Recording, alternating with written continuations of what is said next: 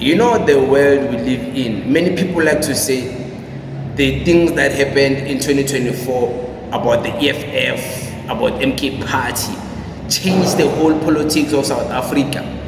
They like to be surface level about it. They don't talk about the integrity part of this whole thing. They don't talk about the morality part of this.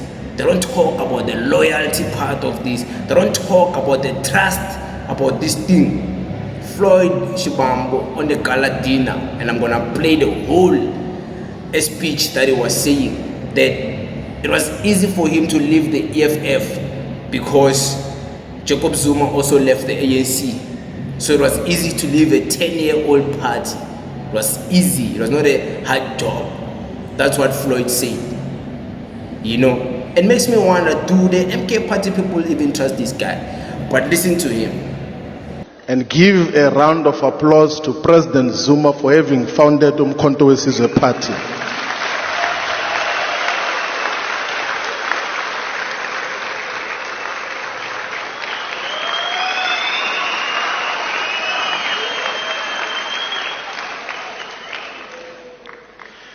So, when Umkhonto weSizwe party was founded, a lot of people could not believe it. Some of us had an opportunity to be appraised in October 2023. And none of us could believe that President Zuma could take a bold decision to start an organization and forego somehow an organization which he had served before for more than 60 years.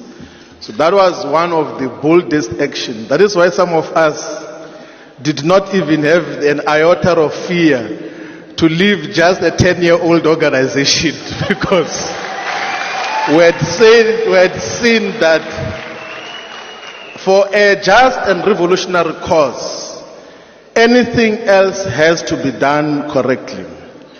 And I think that let us take an opportunity as well to thank the voters of South Africa here in KwaZulu-Natal and all the provinces for giving their confidence to Umkhonto weSizwe party within 6 months of its existence.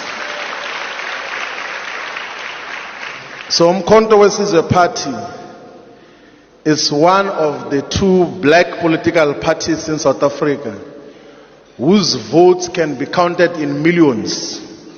So there is no any other political party except the outgoing ruling party and Umkhonto weSizwe which can say we are voted and supported by millions of people, because that is the reality of the situation. Now, we have distributed copies of the Constitution to all the guests that have joined us for this gathering, the gala dinner to mark the first birthday of Umkhonto weSizwe. So on page 6 of that Constitution, the last sentence, it emphasizes an important point, that unity of the progressive forces is an important tool in the hands of the oppressed. That in whatever we seek to do, we should fight towards the unification of all the progressive forces. And that is the agenda that we're in pursuit of. The national chairperson is correct that we had said that before we call the Treasurer General, we should inform everyone else of just where are we now. That today is exactly 12 months since Umkhonto weSizwe party was founded. But we currently have got a representation in the National Assembly with 58 spaces for National Assembly in terms of the representation. 5 members of the National Council of Provinces, and therefore official opposition in National Parliament. But we also have got 37 of the 80 members of the provincial legislature here in KwaZulu-Natal province. In Gauteng province, we've got 8 out of the 80 members of the provincial legislature. In Mpumalanga, we've got 8 out of the 40 members of the provincial legislature. And in Mpumalanga, Umkhonto weSizwe is the official opposition as well. It's the second biggest political party. And we exist in all the provinces. And our organization is founding in a correct direction. And just a key highlight of where we are now. So the constitution, which was adopted on the 26th of September 2024, is establishing 4 organizations at the same time. So Umkhonto Wesizwe, the mother body, the organization, with its own leadership structures and systems. And Umkhonto Wesizwe Women's League, which is still going to have its own leadership structures from national level, provincial level, regional level, ward level, and VD level. We're also establishing the MK Youth League, which is going to exist in our communities to mobilize young people under the age of 30. We're also establishing the MK Students Movement, which will be the student wing of Umkhonto Wesizwe. So despite the fact that the MK has got access to some resources that are allocated by parliament, because we are represented in 7 of the 9 provincial legislatures, our financial obligations, because we are at formative stages, will be far much more greater. We have to still establish the provincial offices in all the 9 provinces. And we have to establish regional offices, like brick and mortar offices, in all the 54 regions or districts in South Africa.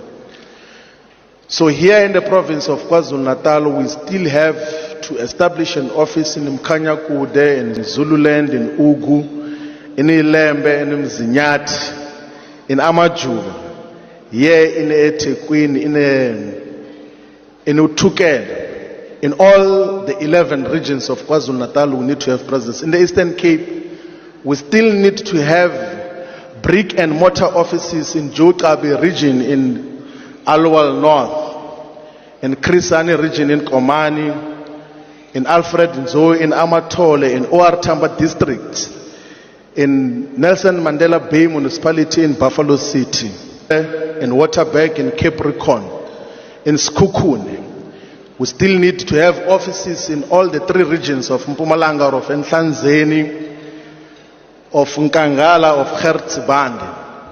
We still need to have offices in the northwest regions of the doctors of Dr. Ruth Schomotsi Mapante region, of Ngaka Mudirmelema region, of Dr. Kenneth Kaunda region, and Bojanala. We still have to have offices in all the regions of Northern Cape.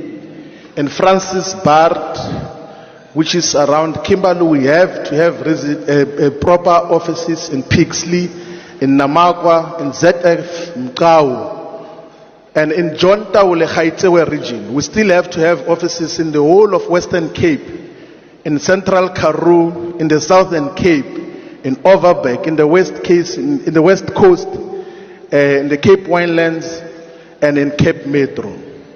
We still need to have offices in Gauteng, in Tshwane, in Sidibeng, in Johannesburg, in Ekurhuleni, and in the West Rand. And all of those offices should have staff members, must be accessible to the people, must interact with the people from time to time.